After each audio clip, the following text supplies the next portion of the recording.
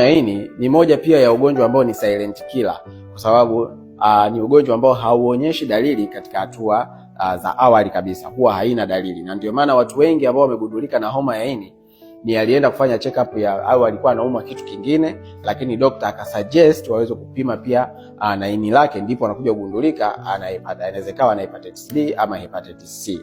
Sasa jambo ambalo nataka kuweza kufahamu ni kwamba hata unapokuwa umepimwa changamoto ya homa ya ini, na kipimo ambacho unapimwa ambacho kina uwezo wa kuangalia viral load katika upande wa hao virus katika seli zako za ini. Na ndio maana huwa hata kwenye upande wa kuanzishiwa dawa huwa lazima tuangalie viral load wako wangapi, lakini pia uimara wa kinga yako ya mwili upoje. Kwa hiyo mtu anaweza kawa na virus 100, 200, huwa kawaida huwa hawezi kuanzishiwa dawa mapema, kwa sababu ni dawa ambazo ukizianzishiwa hautaziacha mpaka mwisho.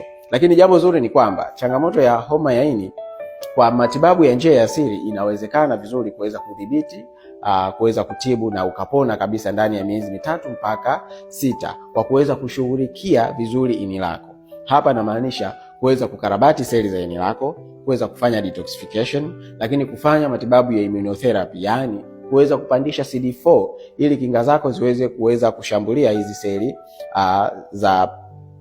kushambulia hawa virusi wa homa ya ini. Lakini pia itakusaidia wewe viral load iweze kushuka, lakini pia uweze kuwatoa kabisa hawa virus ambao wanasababisha homa ya ini ndani ya miezi 3 mpaka 6, itategemeana na wingi wa viral load zako. Karibu Kiza Medics hapa Mlimani City, tutaweza kushauriana vizuri na kuweka mpango mkakati utakao kutoa kwenye hii shida.